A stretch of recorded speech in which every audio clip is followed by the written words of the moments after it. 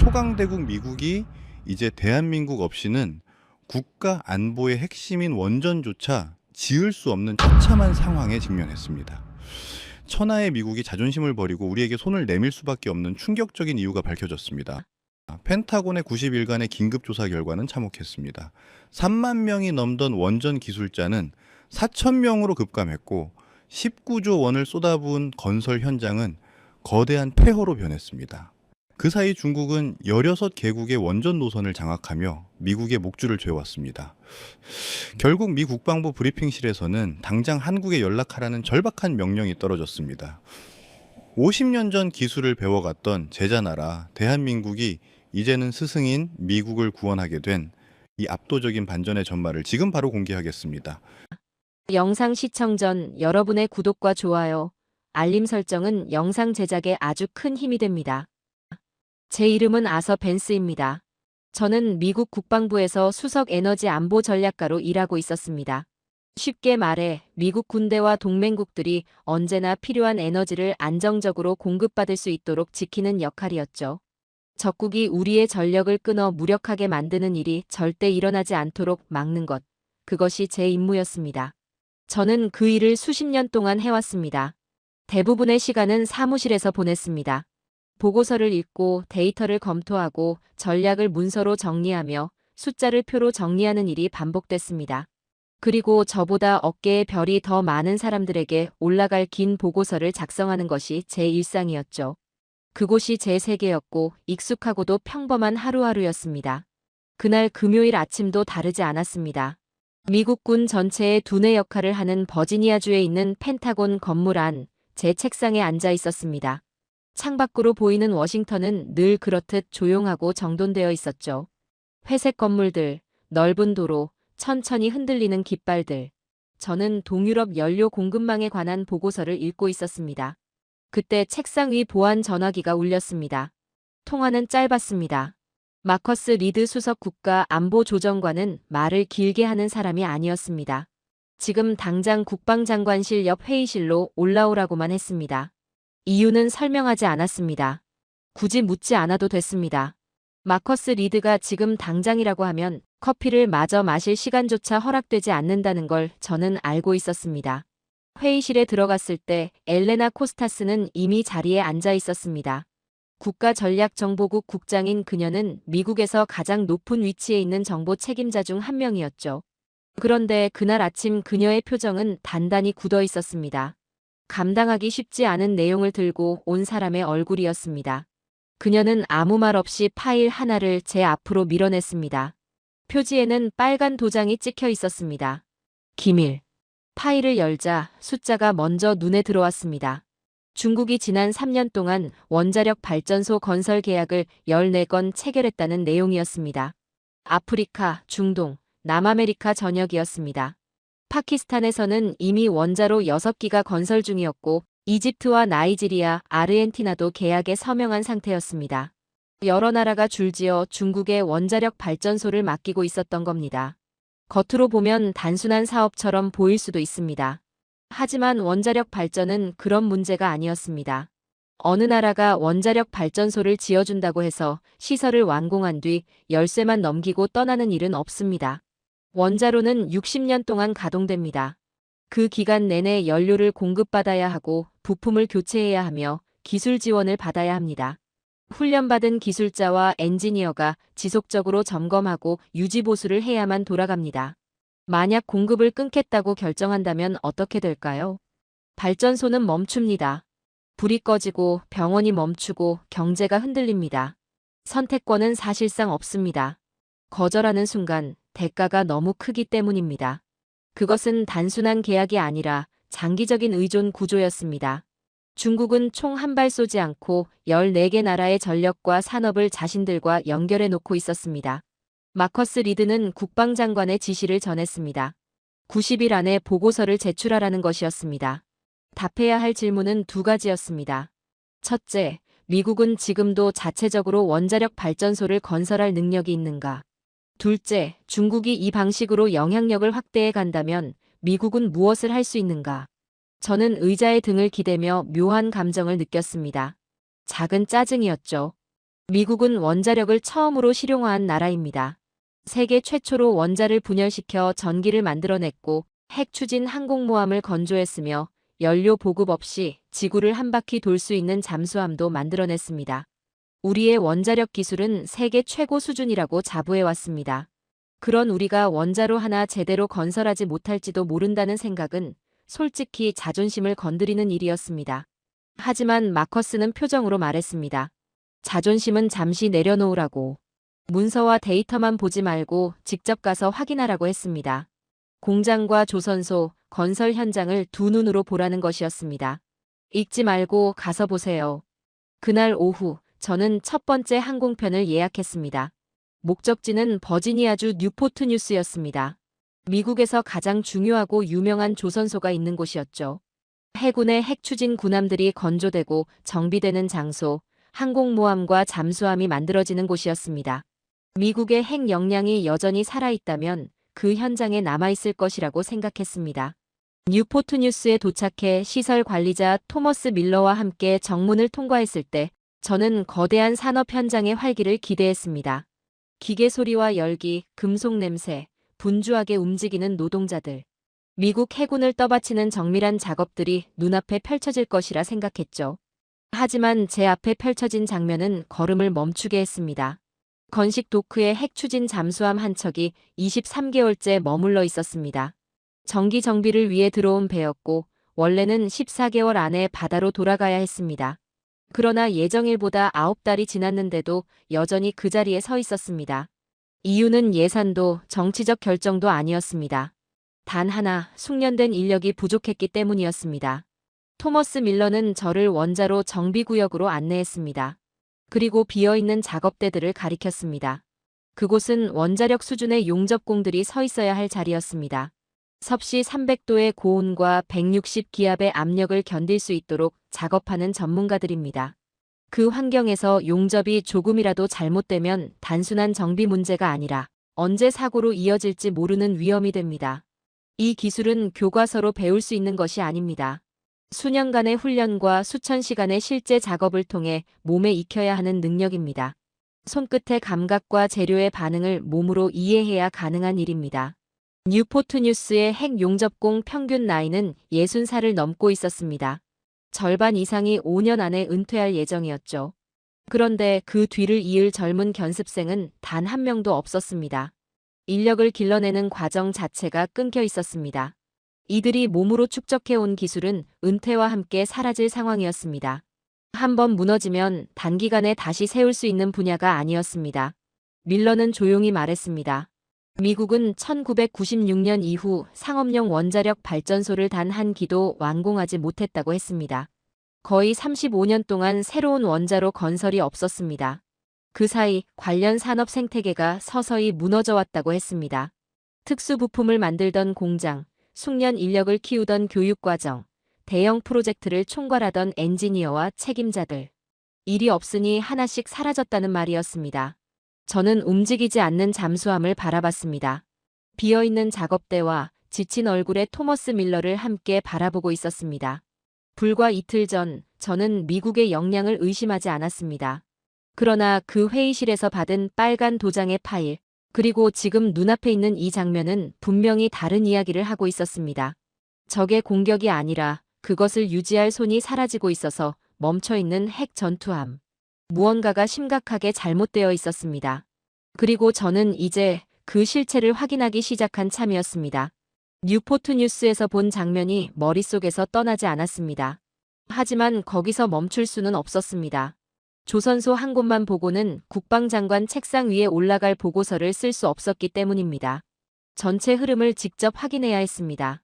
그래서 저는 펜실베이니아로 날아갔고 차를 빌려 피츠버그 주변 지역으로 향했습니다. 한때 미국에서 가장 중요한 산업지대 중 하나였던 곳이었죠. 수십 년 전만 해도 피츠버그 일대의 제철소와 중공업 공장들은 미국 원자력 산업에 필요한 핵심 부품을 생산하고 있었습니다. 원자로 압력 용기, 증기 발생기, 특수 배관 시스템 같은 것들이었습니다. 이 부품들은 정밀한 치수로 제작되어야 했고 군사 수준의 시험을 거쳐야 했으며 연방 규제 기관의 인증을 받아야만 원자로 근처에 사용할 수 있었습니다. 그 모든 과정을 해내던 곳이 바로 피츠버그였습니다. 그래서 지금 무엇이 남아있는지 제 눈으로 확인하고 싶었습니다. 하지만 제가 마주한 풍경은 예상과 전혀 달랐습니다. 공장들을 하나씩 지나쳤는데 문마다 쇠사슬이 감겨 있었습니다. 건물은 그대로 서 있었지만 내부는 텅 비어 있었습니다. 창문은 깨져 있었고 지붕은 내려앉고 있었으며 갈라진 주차장 바닥 틈 사이로 잡초가 자라 있었습니다. 한 공장 앞에는 녹이 심하게 쓴 간판이 떨어져 흙바닥에 누워 있었습니다. 가까이 가서야 글자를 알아볼 수 있었는데 한때 원자력 공급망에서 이름을 알리던 회사였습니다. 이제는 녹과 침묵만 남아 있었습니다. 그래도 몇 군데는 아직 운영 중인 공장을 찾을 수 있었습니다. 두 곳에서 책임자와 이야기를 나눴는데 대화의 내용은 거의 같았습니다. 저는 물었습니다. 원자로 내부에 들어가는 원자력 수준의 정밀 부품을 지금도 생산할 수 있느냐고요. 두 사람 모두 고개를 저었습니다. 이제는 할 수 없다고 했습니다. 한 책임자는 이미 몇 년 전에 그 결정을 내렸다고 했습니다. 원자력 수준의 제조를 유지하려면 특수장비, 까다로운 품질 관리 체계, 그리고 부품 하나하나를 인증할 수 있는 최고 수준의 엔지니어가 필요합니다. 그런데 주문이 들어오지 않는데 그 체계를 유지하는 것은 경영적으로 의미가 없었다는 것이었습니다. 결국 그들은 정유 공장이나 화학 공장에 들어가는 일반 산업용 파이프와 연결 부속품 생산으로 전환했습니다. 요구 기준은 더 낮고 수요는 꾸준했으며 수익성도 더 안정적이었기 때문이라고 했습니다. 저는 같은 질문을 덧붙였습니다. 만약 다시 원자력 수준의 생산으로 돌아가야 한다면 얼마나 걸리겠느냐고요.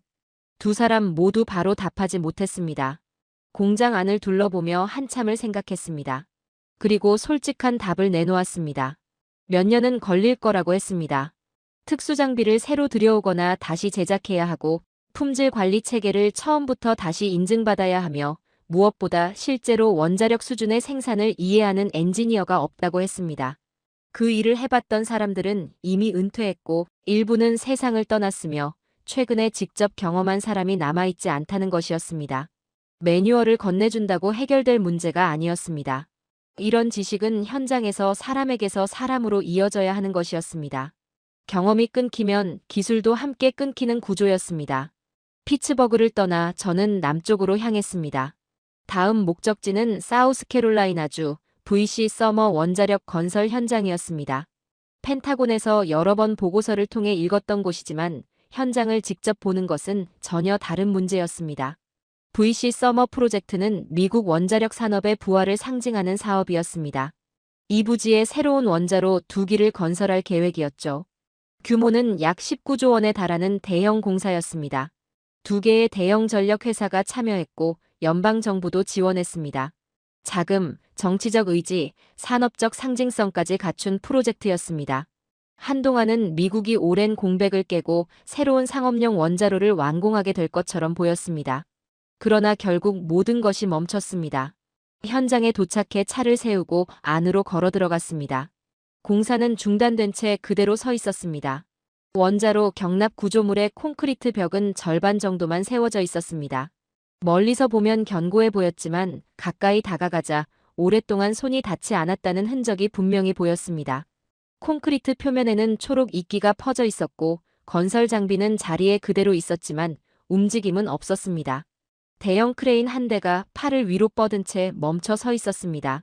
아무것도 없는 공중을 향하고 있었습니다. 얼마나 오래 방치되었는지 페인트가 벗겨지고 있었습니다. 현장에는 일하는 사람이 한 명도 없었습니다. 조용했습니다. 그 자리에 서서 이곳에서 벌어진 일의 의미를 곱씹어 보았습니다. 단순히 자금이 부족해서 중단된 사업이 아니었습니다. 이미 속이 비어버린 산업 시스템이 버티지 못해 무너진 사례였습니다. 실제로 원자로 건설을 경험한 숙련된 건설 관리자가 부족했고 인증된 부품을 일정과 예산에 맞춰 공급할 전문 업체도 충분하지 않았습니다. 원자력 건설을 오랫동안 하지 않았던 나라가 갑자기 대형 원자력 건설을 다시 해내겠다고 나선 셈이었습니다. 일정은 계속 밀렸고 비용은 급격히 늘어났습니다. 결국 관련 회사들은 더 이상 감당할 수 없다고 판단했고 사업을 중단했습니다. 수조 원이 투입됐지만 원자로는 완공되지 못했습니다. 저는 멈춰선 크레인과 이끼 낀 콘크리트 벽을 사진으로 남겼습니다. 한때 공사 차량이 오갔을 도로는 텅 비어 있었습니다. 그리고 차에 올라 시동을 걸기 전 한동안 그대로 앉아 있었습니다. 뉴포트 뉴스에서 시작된 숫자들이 이제는 분명한 의미로 다가왔습니다. 1980년대 미국 제조업체들은 원자로 건설에 필요한 부품의 약 95%를 국내에서 자체 생산할 수 있었습니다. 하지만 제가 그 사우스캐롤라이나 들판에 서 있었을 때 그 비율은 30% 아래로 떨어져 있었습니다. 한때 3만 명이 넘던 원자력 산업 전문 인력은 이제 4천 명도 채 남지 않았습니다. 공장, 엔지니어, 인증된 공급업체, 숙련 기술자들로 이어지던 공급망 전체가 35년의 공백 속에서 사라져가고 있었습니다. 누군가의 단일한 실수 때문이 아니라 무언가를 오랫동안 만들지 않으면 그 체계 자체가 무너진다는 단순한 원리 때문이었습니다. 공항으로 향하며 워싱턴행 비행편을 예약했습니다. 기내에서 노트를 펼쳐 지난 2주 동안 정리한 내용을 다시 읽었습니다. 뉴포트 뉴스, 피츠버그, 사우스캐롤라이나. 서로 다른 장소였지만 세 곳 모두 같은 결론을 말하고 있었습니다. 미국은 1996년에 상업용 원자력 발전소 건설을 멈췄습니다. 그 이후 수십 년 동안 필요하면 언제든 다시 할 수 있을 것이라고 믿어왔습니다. 하지만 그 믿음은 사실이 아니었습니다. 기술과 인력, 산업 체계는 스스로 유지되지 않았습니다. 조용히, 서서히, 거의 완전히 사라지고 있었습니다. 그리고 지금 원자력 발전소를 건설하는 능력이 국가의 영향력을 좌우하는 수단이 된 이 시점에 미국은 준비되지 않은 상태였습니다. 보고서의 첫 문장을 무엇으로 시작해야 할지 이미 알고 있었습니다. 쓰고 싶지 않은 내용이었습니다. 하지만 제가 직접 본 사실을 외면할 수는 없었습니다. 다른 말을 적는 것은 정직하지 못한 일이었습니다. 워싱턴으로 돌아온 저는 책상에 앉아 엘레나 코스타스가 건넸던 파일을 다시 펼쳤습니다. 뉴포트 뉴스로 떠나기 전에도 대부분 읽었지만 이번에는 그때 무심코 넘겼던 뒷부분을 자세히 봤습니다. 중국의 계약 현황과 미국 공급망 수치 뒤에 이어지는 내용이었는데 거기에는 파란 잉크로 동그라미가 쳐진 나라가 하나 있었습니다. 프랑스도 일본도 캐나다도 아니었습니다. 그 동그라미는 아시아 대륙 동쪽 끝, 작은 반도 위에 찍혀 있었습니다. 대한민국이었습니다. 저는 잠시 그 표시를 바라보다가 첨부된 분석 자료를 꺼냈습니다. 고위정보분석관 제니퍼 리가 작성한 문서였는데 그 안에 제가 계속 다시 읽게 되는 문장이 있었습니다. 현재 시점에서 원자력 발전소의 기획, 설계, 핵심 부품 제조, 건설, 운영까지 전 과정을 독자적으로 수행할 수 있는 나라는 전 세계에서 대한민국이 유일하다고 적혀 있었습니다. 저는 불과 2주 동안 미국 원자력 산업이 단계마다 무너져 있는 모습을 직접 보고 왔습니다. 그런데 인디애나주 정도 크기의 나라가 그 모든 역량을 그대로 유지하고 있다는 말이었습니다. 쉽게 믿기지 않았습니다. 그래서 저는 서울행 비행기를 예약했습니다. 태평양을 건너는 긴 비행 동안 솔직히 말해 저는 반신반의하고 있었습니다. 국방 전략가로 오래 일하면서 실제보다 훨씬 낙관적으로 포장된 보고서를 수도 없이 읽어왔기 때문입니다. 보고서는 대체로 좋은 이야기를 하고 싶어하는 사람들이 씁니다. 저는 방금 2주 동안 문서 속 문장들과 실제 현장의 현실이 얼마나 다를 수 있는지를 두 발로 확인하고 돌아온 참이었습니다. 한국도 다르지 않을 거라고 저는 쉽게 믿을 준비가 되어 있지 않았습니다. 그래서 마음을 정했습니다. 직접 가서 보고 현장에서 확인한 것만으로 판단하자고요. 인천국제공항에 도착한 뒤 KTX를 타고 남쪽으로 내려갔습니다. 열차는 빠르고 조용하게 한국의 들판을 가로질러 달렸습니다. 몇 시간 후 저는 남쪽 해안산업 도시인 창원에 도착했습니다. 역에서 잠깐 차를 타고 바닷가로 가니 두산 에너빌리티 공장이 눈앞에 나타났습니다. 해안선을 따라 길게 이어진 그 시설은 멀리서 보면 공장이라기보다 작은 도시처럼 보였습니다. 늘어선 산업 건물들, 지붕 위로 솟은 대형 크레인들, 공장 전용 부두의 정박한 선박들까지. 규모가 컸습니다. 제가 예상했던 것보다 훨씬 컸습니다. 정문을 통과해 안으로 들어섰을 때 저는 미국에서 방문했던 어느 시설에서도 느끼지 못한 감각을 바로 느꼈습니다. 바닥이 살아 있었습니다. 말 그대로 신발 바닥을 통해 진동이 올라왔습니다. 콘크리트 바닥을 타고 전해지는 깊고 묵직한 기계의 리듬이 건물 전체에 맥박처럼 깔려 있었습니다. 뭔가 큰 것이 돌아가고 있었고 멈추지 않고 있었습니다. 저는 잠시 그 자리에 서서 그 진동을 느꼈습니다. 뉴포트 뉴스에서는 빈 작업대가 고요했습니다. 피츠버그에서는 공장들이 녹슨 철문 뒤로 잠겨 있었습니다. 사우스캐롤라이나 건설 현장은 모든 것이 멈춰 있었습니다. 그런데 이곳에서는 모든 것이 움직이고 있었습니다. 제 안내를 맡은 사람은 수석 엔지니어 박현우 씨였습니다. 신중하고 정확하게 말하는 사람이었고 불필요한 말은 하지 않았습니다. 그는 먼저 저를 주요 생산 현장으로 안내했습니다. 천장은 철골 구조물로 길게 지지되어 있었고 몇 층 높이의 공간 위로 천장 레일이 이어져 있었습니다. 그 레일을 따라 수백 톤을 들어올릴 수 있는 오버헤드 크레인들이 천천히 움직이며 대형 금속 부품을 작업구역 사이로 옮기고 있었습니다. 보호 장비를 갖춘 작업자들은 곳곳에 배치되어 각자 맡은 일을 하고 있었습니다. 소음은 끊이지 않았습니다. 금속이 맞닿는 소리, 기계가 뿜어내는 숨 같은 소리, 부하를 받아 돌아가는 산업 장비의 낮고 무거운 울림이 계속 이어졌습니다. 박 씨는 조립구역과 용접구역을 지나 건물 안쪽 깊숙한 곳으로 저를 데려갔습니다. 그리고 그 끝에서 저는 눈앞의 장면을 보고 잠시 말을 잃었습니다. 17,000톤 단조 프레스였습니다. 저는 기술 문서로 이런 기계를 읽어본 적이 있었지만 직접 앞에 서는 느낌은 전혀 달랐습니다. 프레스는 바닥부터 천장까지 공간을 가득 채우고 있었습니다. 단순히 크다는 말로는 부족했습니다. 인간이 만든 것 중에서도 드물게 느껴지는 압도감이었습니다. 용광로 열기의 주황과 빨강 사이의 빛으로 달아오른 특수 강철 덩어리가 프레스 안에 놓였고 기계가 내려왔습니다. 소리는 쾅 하는 폭발음이라기보다 가슴으로 느껴지는 묵직한 울림에 가까웠습니다. 땅바닥에서부터 충격이 올라오는 듯 했습니다. 프레스는 수만 톤의 힘으로 강철을 눌러 형태를 잡고 압축하고 금속 내부 구조를 분자 수준에서 정렬시키고 있었습니다. 이것이 원자로 압력 용기를 만드는 방식이었습니다. 원자로 안에 모든 것을 담아내는 핵심 용기죠. 주조로 만들 수도 없고 작은 조각을 용접해 붙이는 방식으로도 만들 수 없습니다.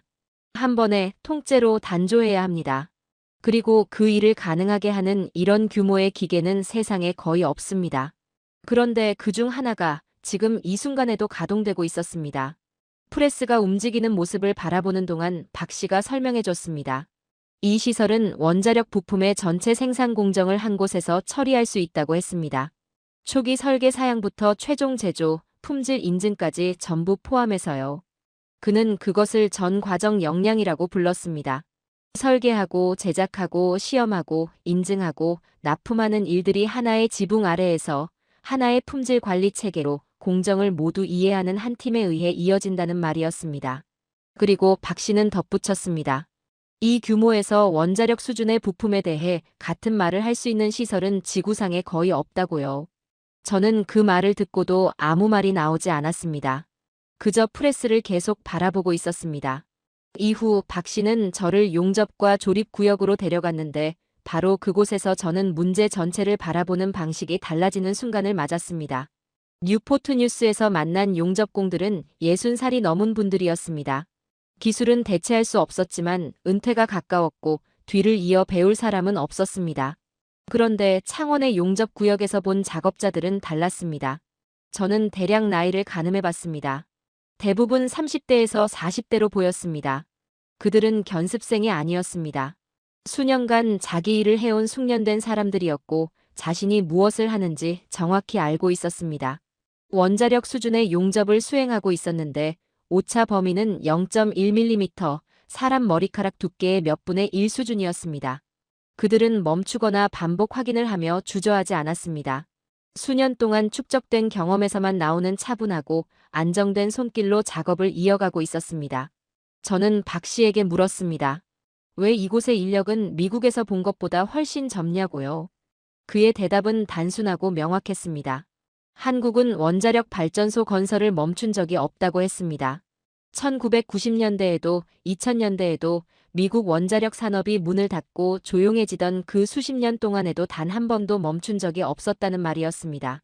한국은 꾸준히 계속 지어왔고 그 말은 일이 항상 있었다는 뜻이었습니다. 훈련 과정이 늘 돌아가고 있었다는 뜻이기도 했습니다. 경험 있는 세대 옆에서 다음 세대가 함께 일하며 성장해왔다는 이야기였습니다. 직접 보고 직접 만지고 이미 기술을 가진 사람들과 현장에서 부딪히며 배워온 것이죠. 이 기술은 문서나 데이터베이스에만 저장된 것이 아니었습니다. 숙련된 손에서 젊은 손으로 수십 년 동안 끊김없이 전달되어 온 것이었습니다. 그 순간 뉴포트 뉴스의 빈 작업대가 떠올랐습니다. 피츠버그에서 녹슨 간판이 흙바닥에 누워있던 공장들도 떠올랐습니다. VC 서머에 멈춰선 크레인도 함께 떠올랐습니다. 그리고 다시 눈앞의 작업 현장을 바라봤습니다. 이곳에서는 크레인이 움직였고 프레스가 작동했으며 용접공들이 자기 일을 하고 있었습니다. 35년을 멈추지 않은 나라와 35년을 멈춘 나라가 어떻게 달라지는지 저는 그 차이를 더 이상 추상적으로 생각할 수 없었습니다. 그건 단순한 격차가 아니라 한번 벌어지면 쉽게 메울 수 없는 깊은 간극처럼 느껴졌습니다. 미국은 설계도를 가지고 있었습니다. 한국은 손을 가지고 있었습니다. 그리고 원자력 건설에서 실제로 중요한 것은 결국 그 손이었습니다. 남은 오후 내내 저는 시설 곳곳을 돌며 질문했고 빠짐없이 메모했습니다. 이른 저녁이 되어 박 씨가 정문까지 배웅해줄 즈음에는 노트 절반이 가득 차 있었습니다. 저는 창원에 올 때만 해도 회의적인 마음이 컸습니다. 하지만 떠날 때는 전혀 다른 것을 손에 쥐고 있었습니다. 엘레나의 파일 속에서 제니퍼 리가 적어둔 그 한 문장이 과장이 아니라는 사실을 제 눈으로 확인한 증거였습니다. 그 문장은 단지 문서 속 문장이 아니라 현실을 정확히 묘사한 말이었습니다. 그리고 저는 그날 분명히 문턱을 넘어섰다는 느낌을 받았습니다. 단지 태평양을 건너 다른 나라에 왔다는 의미가 아니었습니다. 미국 원자력 산업이 지금 당장 따라갈 수 없는 수준으로 움직이고 있는 시설 안에 제가 직접 들어와 있다는 뜻이었습니다. 이 사실은 이제 앞으로 제가 무엇을 보더라도 반드시 함께 가져가야 할 기준이 되었습니다. 다음 날 아침, 저는 한국을 떠나 아라비아 반도 쪽으로 향했습니다. 목적지는 아랍에미리트 아부다비였고 꼭 확인해야 할 곳이 하나 있었습니다. 바라카 원자력 발전소였습니다. 회의 자료에서 바라카에 대해 읽은 적은 있었지만 그 문서만으로는 제가 곧 보게 될 장면을 제대로 상상하기 어려웠습니다. 아부다비 시내에서 발전소 부지까지 가는 길은 광활한 사막을 가로지르는 길이었습니다. 어디를 봐도 평평한 옅은 빛깔의 땅이 끝없이 이어졌고 하늘은 그 위로 넓게 열려 있었습니다. 에어컨이 켜진 차에서 내리는 순간 아침인데도 햇볕이 피부에 묵직하게 닿았습니다. 공기에는 마른 먼지와 뜨거운 모래 냄새가 섞여 있었고 그늘은 거의 없었습니다. 정밀한 제작이 필요하고 온도 관리가 중요하며 통제된 환경에서 수천 시간의 숙련 노동이 요구되는 대형 구조물을 짓기에 사람이 버티기 쉬운 곳은 아니었습니다. 그런데도 사막 너머로 바라카 발전소가 시야에 들어오는 순간 저는 걸음을 멈췄습니다. 원자로 경납돔 4개가 하얗고 매끄러운 모습으로 사막의 갈색과 노란색 배경 위에 일직선으로 서 있었습니다. 규모가 컸고 무엇보다 완성되어 있었습니다. 원자력 발전소가 갖춰야 할 모습 그대로였습니다. 질서 있고 단단했으며 오래도록 그 자리에 있을 것 같은 느낌이었습니다. 저는 몇 주 동안 미국에서 완공됐어야 하지만 끝내 멈춰 서 있던 건설 현장들을 보고 왔습니다. 그런데 지금은 지구에서 가장 혹독한 자연환경 중 하나에 서서 이미 가동 중이며 나라 전체에 전기를 공급하고 있는 원자로 내 길을 보고 있었습니다. 그 대비가 한눈에 들어왔습니다. 시설 운영 총책임자 살렘 알 마즈루에이가 입구에서 저를 맞이했고 발전소 곳곳을 안내해줬습니다. 살렘은 프로젝트 초기 단계부터 관여해온 사람으로 기획과 건설, 그 과정에서 겪었던 여러 어려움들, 그리고 최종 결과까지 모두 꿰고 있었습니다. 특히 한국 건설팀을 이야기할 때 그의 태도가 인상적이었습니다. 거칠애로 하는 말이 아니었습니다. 그는 실제로 본 것을 그대로 설명하고 있었고 그 경험이 결코 가벼운 일이 아니라는 게 느껴졌습니다. 살렘은 프랑스 이야기를 꺼냈습니다. 프랑스 국영 원자력 회사 EDF가 핀란드와 영국에서 원자로 건설 프로젝트를 맡았던 일입니다. 두 나라 정부가 지원하고 업계 전체가 주목하던 규모 있는 사업이었지만 결과는 심각했습니다. 일정은 수년씩 밀렸고 비용은 처음 예상보다 훨씬 커졌습니다. 프로젝트는 아직도 완공되지 않았고 그 일로 프랑스의 평판은 큰 타격을 입었다고 했습니다. 정부의 원자로 4기를 짓겠다고 약속해놓고 정해진 기간 안에 약속한 예산으로 끝내지 못하면 그 실패는 한 번의 계약으로 끝나지 않습니다. 이후에 따내려는 모든 계약에 그림자를 들이우게 됩니다. 반면 바라카의 한국 건설팀은 완전히 다른 조건에서 일했다고 했습니다. 이 지역의 여름 기온은 섭씨 50도에 가깝고 모래폭풍도 수시로 몰아칩니다. 외딴 사막 지역까지 자재와 장비를 옮기는 일 자체가 복잡하고 비용도 많이 듭니다. 그런 환경에서 원자로 4기를 동시에 건설하는 것은 조건이 완벽했더라도 큰 도전이었을 겁니다. 그런데 한국팀은 그 일을 해냈습니다. 기간 내에 예산 안에. 살렘은 그 말을 특별히 강조했습니다. 그리고 한 번이 아니라 2번 반복했습니다. 원자력 건설업계에서 일정과 비용을 동시에 지키는 경우는 너무 드물어서 현장의 많은 사람들이 사실상 불가능에 가깝다고 느낄 정도라고 했습니다. 그런데 한국팀은 사막에서 그걸 해냈다는 겁니다. 대화 중 어느 순간 살렘은 재킷 주머니에서 아랍에미리트 지폐 한 장을 꺼냈습니다. 1000디르함짜리였습니다. 그는 지폐를 뒤집어 제게 내밀었습니다. 뒷면에는 바라카 원자력 발전소가 선명하게 인쇄되어 있었습니다. 저는 잠시 그 그림을 자세히 들여다봤습니다. 한 나라가 자국 화폐에 새기는 것은 그 나라 정체성에서 가장 중요한 것들입니다. 지도자, 상징적인 장소, 그리고 국가적 업적 같은 것들이죠. 아랍에미리트는 최고액권 지폐 뒷면에 한국 기업이 지은 원자력 발전소를 새겼습니다. 그건 단순한 예의가 아니라 공식적인 신뢰를 드러내는 방식처럼 느껴졌습니다. 지폐를 돌려주고 저는 살렘과 함께 시설을 계속 걸었습니다. 그는 운영 수치도 설명해줬습니다. 바라카의 원자로 4기가 함께 공급하는 전기가 아랍에미리트 전체 전력의 약 25%에 이른다고 했습니다. 원자로 4기로 나라 전력의 4분의 1을 담당하는 셈이었습니다. 그리고 그건 단지 지어졌다가 아니라 실제로 가동되고 있고 성과를 내고 있으며 설계한 대로 정확히 작동하고 있다는 의미였습니다. 창원에서 봤던 장면들이 떠올랐습니다. 단조 프레스, 젊은 용접공들, 멈추지 않고 돌아가던 시설의 묵직한 울림. 그리고 이제 저는 그 역량이 실제 세계에서 결과물로 완성된 모습을 보고 있었습니다. 창원 공장 바닥에서 만들어진 부품들이 여기까지 와서 이 4개의 돔 안에 조립되어 수백만 명의 사람들에게 전기를 공급하고 있었습니다. 공장에서 시작해 완성된 원자로로 이어지는 사슬은 끊어진 곳 없이 이어져 있었고 그 사슬의 각 단계가 제 역할을 해내고 있었습니다. 살렘은 체코 공화국 이야기도 해줬습니다. 한국이 최근 체코에 새 원자로를 건설하는 계약을 수주했다는 소식이었습니다. 체코는 유럽 국가이자 나토 회원국이며 결정을 내리기 전에 가능한 선택지를 꼼꼼히 검토하는 산업경제 국가라고 했습니다. 프랑스도 이 계약을 따내기 위해 강하게 경쟁했다고 했고 살렘이 전해들은 바로는 프랑스가 한국의 수주를 막기 위해 일반적인 경쟁 전술을 넘어서는 방법까지 동원했다고 했습니다. 그럼에도 체코 정부는 한국을 선택했습니다. 체코 쪽에서는 비교가 명확했다고 했습니다. 프랑스는 핀란드와 영국에서 프로젝트를 어렵게 진행하고 있었던 반면 한국은 사막에서 원자로 4기를 일정대로 비용 내에 완공해냈다는 점이었습니다. 체코 정부는 실제 성과를 근거로 실용적인 선택을 했다는 이야기였습니다.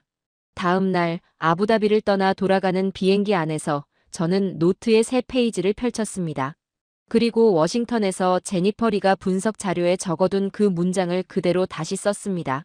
원자력 건설의 전 과정을 독자적으로 처리할 수 있는 유일한 나라가 한국이라는 그 문장이었습니다. 처음 그 문장을 읽었을 때 저는 반신반의했었습니다. 하지만 이제는 창원을 다녀왔고 바라카도 다녀왔습니다. 공장을 봤고 완성된 결과물을 봤습니다. 살렘 알 마즈루에이와 이야기를 나눴고 한국이 지은 원자력 발전소가 인쇄된 지폐를 직접 손에 쥐어보기도 했습니다. 그 순간부터는 더 이상 의심할 여지가 없었습니다.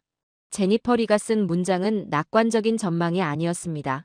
실제 세계에서 확인할 수 있는 현실을 정확히 적어놓은 것이었고 저는 이제 그 현실을 충분히 봤기 때문에 그것이 사실이라는 걸 알고 있었습니다. 이 시련의 흐름은 저를 녹슨 미국 조선소에서 쉬지 않고 돌아가는 한국 공장을 거쳐 아라비아 반도의 사막까지 데려왔습니다. 현장 하나하나가 제가 머릿속에서 그리던 그림에 또 하나의 층을 더해줬습니다. 미국은 설계도를 가지고 있었지만 그것을 실행할 능력을 잃어버렸습니다. 반면 한국은 수십 년 동안 단절 없이 설계와 실행을 함께 유지해왔습니다. 그리고 그것이 무엇을 의미하는지는 사막 끝자락에 서 있는 하얀 돔 4개가 이미 보여주고 있었습니다. 그 돔들은 나라 전체 전력의 4분의 1을 만들어내고 있었습니다. 이제 저는 워싱턴으로 돌아가 그 회의실에 있는 사람들에게 제가 확인한 사실을 전달할 준비가 되어 있었습니다. 워싱턴으로 돌아온 저는 그 주 내내 사무실에 틀어박혀 지냈습니다. 긴급한 일이 아니면 전화를 모두 돌려달라고 비서에게 부탁했고 문을 닫은 뒤 블라인드까지 내렸습니다. 그리고 책상 위에 제가 모아온 자료를 전부 펼쳐놓았습니다. 노트, 사진, 출력한 데이터 자료, 현장 보고서들이었습니다. 뉴포트 뉴스, 피츠버그, 사우스캐롤라이나, 창원, 아부다비. 5곳의 현장을 2개의 대륙에 걸쳐 확인하고 나니 제 머릿속 그림은 더 이상 흐릿하지 않았습니다. 다만 그 그림은 다른 사람들이 받아들이기에는 꽤 불편한 내용일 수 있었습니다. 제가 맡은 보고서는 2가지 질문에 답해야 했습니다. 미국이 지금 당장 원자력 발전소를 자체적으로 지을 수 있는가? 그리고 중국에 대해 우리가 할 수 있는 것은 무엇인가? 답은 이미 나와 있었습니다. 문제는 그 답을 문서로 어떻게 담아내느냐였습니다. 미국 최고위 국방 관료들의 인식 자체를 실제로 바꿀 수 있는 방식으로요. 저는 워싱턴의 많은 사람들이 아직도 당연하게 믿는 전제와 정면으로 부딪히는 현실을 직접 보고 왔습니다. 이제 제 역할은 그들이 굳이 새 나라를 직접 돌아다니지 않아도 제가 본 것을 머릿속에 그릴 수 있도록 만드는 것이었습니다. 그래서 보고서 제목부터 신중하게 골랐습니다. 방안의 시선을 단번에 붙잡을 수 있는 표현이 필요했습니다. 저는 제목을 이렇게 붙였습니다. 원자력 건설 역량과 21세기 군사 패권, 미국의 전략적 공백과 나아갈 길. 한 줄도 읽기 전부터 이 문서가 단순한 기반시설 평가가 아니라는 점을 분명히 하고 싶었습니다. 이건 군사력과 국가 생존에 관한 보고서였습니다. 브리핑 당일, 저는 국방장관실 바로 옆 지하 기밀 브리핑룸으로 들어갔습니다. 방은 이미 가득 차 있었습니다. 국방장관이 상석에 앉아 있었고 합참 부의장도 자리에 있었습니다. 정책 차관도 있었고 여러 군 계통의 고위 장성들이 테이블 양옆으로 길게 자리하고 있었습니다. 그들의 제복에 달린 별과 그 별이 상징하는 직위의 무게가 방 안에 압박처럼 깔려 있었습니다. 저는 자료를 세팅하고 발표용 리모컨을 쥔 채 장관의 시작 신호를 기다렸습니다. 장관이 고개를 끄덕이자 첫 번째 슬라이드를 띄웠고 2달여 전 뉴포트 뉴스 조선소를 나서던 순간부터 준비해온 말을 그대로 꺼냈습니다. 미국은 원자력 발전소를 지을 수 없다고 했습니다. 지금 당장은 못한다고요. 방이 완전히 조용해졌습니다. 합참 부의장의 표정이 굳는 것이 보였고 장관은 표정을 유지한 채 시선을 제게 고정하고 있었습니다. 아무도 말을 잇지 못했습니다. 저는 그 침묵이 길어지기 전에 곧바로 데이터로 넘어갔습니다. 화면에 수치를 올렸습니다. 1980년대에는 95%였지만 지금은 30% 아래로 떨어진 국내 부품 자체 생산율. 3만 명이 넘던 원자력 전문 인력이 4천 명도 채 남지 않게 된 현실. 이어서 뉴포트 뉴스 건식 도크에 23개월째 멈춰있는 핵 추진 잠수함 사진을 띄웠습니다. 정기 복귀 예정일보다 9달이 지났는데도 정비를 마칠 자격을 갖춘 용접공이 부족해 그대로 묶여있는 배였습니다. 피츠버그 사진들도 이어서 보여줬습니다. 쇠사슬로 잠긴 철문들, 바닥에 떨어져 누워있던 녹슨 간판, 텅 빈 공장 바닥. 그리고 VC 서머에 멈춰선 크레인을 띄우며 한화로 약 19조 원을 투입하고도 남은 것이 무엇인지 말했습니다. 이끼가 낀 콘크리트 껍데기, 그리고 완공되기도 전에 포기된 프로젝트였습니다. 슬라이드를 바꿔 중국의 상황을 올렸습니다. 16개 나라 3년 만에 체결된 14건의 계약. 파키스탄, 이집트, 나이지리아, 아르헨티나. 지도 위에 계약들이 퍼져 있는 모습이 펼쳐졌는데 마치 미국이 전략적으로 중요하게 여기는 지역을 천천히 감싸 들어오는 그물처럼 보였습니다. 저는 그 계약이 실제로 무엇을 의미하는지 설명했습니다. 단순히 발전소를 지어주는 일이 아니었습니다. 60년 동안 이어지는 연료 공급 의존, 60년 동안 이어지는 부품과 유지보수 의존이었습니다. 원자로를 지어준 나라가 운영국에 대해 막대한 영향력을 갖게 되는 60년이죠. 중국은 군인 한 명 보내지 않고도 60년짜리 동맹을 쌓아가고 있었습니다. 제가 그 설명을 마치기도 전에 장관의 손가락이 테이블을 두드리기 시작했습니다. 한 장성이 제가 기다리고 있던 질문을 던졌습니다. 상황이 이렇게 심각하다면 대안이 무엇이냐고요? 저는 다음 슬라이드로 넘겼습니다. 화면에 지도 하나가 뜨고 한반도 위에 작은 파란 점이 표시됐습니다. 저는 말했습니다.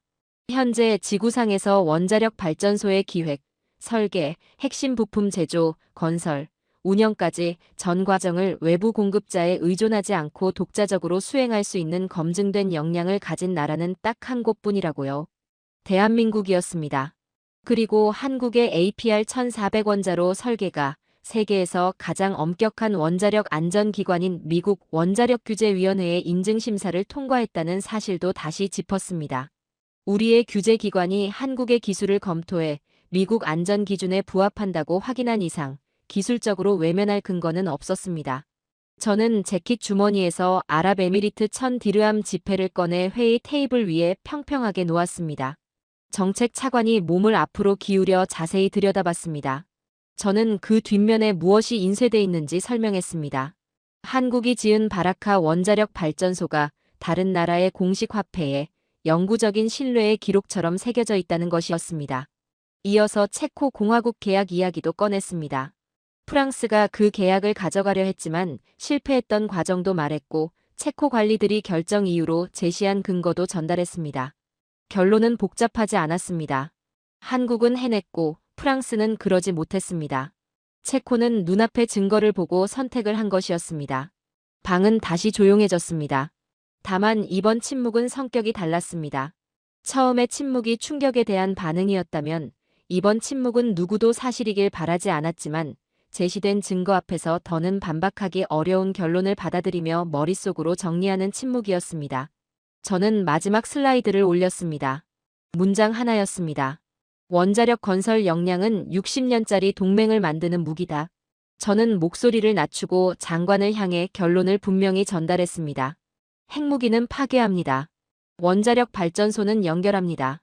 중국은 이미 그 사실을 이해했고 미국이 다른 곳을 바라보는 동안 수년째 그 방식대로 움직이고 있었습니다. 전략적으로 의미 있는 유일한 길은 미국이 잃어버린 역량을 아직 갖고 있는 단 하나의 동맹국, 대한민국과 공식적인 파트너십을 구축하는 것이었습니다. 한국은 50년 동안 그 역량을 끊김없이 유지해왔습니다. 사막에서 그것을 증명했습니다. 프랑스가 빼앗으려 했던 계약들을 따냈습니다.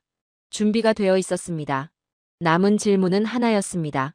중국이 더 많은 것을 가져가기 전에 미국이 이 현실을 인정하고 그에 맞게 행동할 의지가 있느냐는 것이었습니다. 제가 말을 멈추자 장관은 한동안 천장을 바라봤습니다. 그리고 곧바로 한미 원자력 협력의 구체 전략 수립을 시작하라고 지시했습니다. 그 순간 저는 알 수 있었습니다. 가장 큰 고비는 이미 지나갔다는 것을요. 제 경력에서 가장 어려운 일, 즉 나라에서 가장 강력한 군 고위 관료들로 가득 찬 방 한가운데 서서 미국이 늘 할 수 있다고 믿어온 일을 지금은 할 수 없다고 말하는 일이 끝났다는 걸요. 브리핑은 정확히 닿아야 할 곳에 닿았습니다. 그리고 그날 이후로 저는 분명히 느꼈습니다. 제가 창원과 바라카에서 본 멈추지 않는 현장은 단지 공장의 풍경이 아니라 국가가 스스로를 지키는 방식 그 자체였다는 것을요. 한국은 멈추지 않았기 때문에 손을 지켰고 그 손이 결국 세계의 선택을 만들어내고 있었습니다. 브리핑 룸을 나서자 90일 동안 가슴 깊이 눌려있던 긴장이 조금씩 풀리기 시작했습니다. 장관은 분명한 지시를 내렸습니다. 한미 원자력 협력 전략을 설계하는 작업을 시작하라는 것이었습니다. 그것이 제가 워싱턴으로 돌아와 만들어내야 했던 결과였고 결국 그 문은 열렸습니다. 하지만 그날 일정이 끝나기 전에 제가 해야 할 일이 하나 더 남아 있었습니다. 사무실로 돌아왔습니다. 책상 위에는 늘 같은 자리에 아버지의 해군 군복 사진이 놓여 있었습니다. 그 옆에는 이번 출장을 준비하면서 가족집에서 찾아온 또 다른 사진을 세워두고 있었습니다. 오랫동안 보지 못했던 사진이었습니다. 50년 전 한국의 어느 건설 현장에서 찍힌 사진이었습니다. 아버지는 안전모를 쓰고 있었고 한국인 엔지니어들과 기술자들 사이에 서서 카메라를 향해 웃고 있었습니다. 그들 뒤로 보이던 현장은 한국 최초의 원자력 발전소, 고리 원자력 발전소였습니다. 아버지는 그곳에 기술 자문으로 파견되어 한국이 원자력 발전소 건설의 기초를 이해할 수 있도록 돕는 미국 전문가 팀의 일원이었습니다. 한국이 이 분야에서 거의 경험이 없던 시절이었습니다. 저는 전화를 들어 아버지가 지내고 계신 요양시설로 전화를 걸었습니다. 수화기 너머로 들려온 목소리는 예전보다 낮고 가늘었습니다. 요즘은 그럴 때가 많습니다. 그래도 저는 차분히 말씀드렸습니다. 브리핑이 끝났고 장관이 다음 단계를 승인했으며 50년 전 아버지와 함께 일했던 한국 엔지니어들이 이제 미국이 필요로 하는 무언가를 만들어냈다고요. 아버지가 그들에게 전달하는데 힘을 보탰던 지식이 헛되지 않았다고 말씀드렸습니다.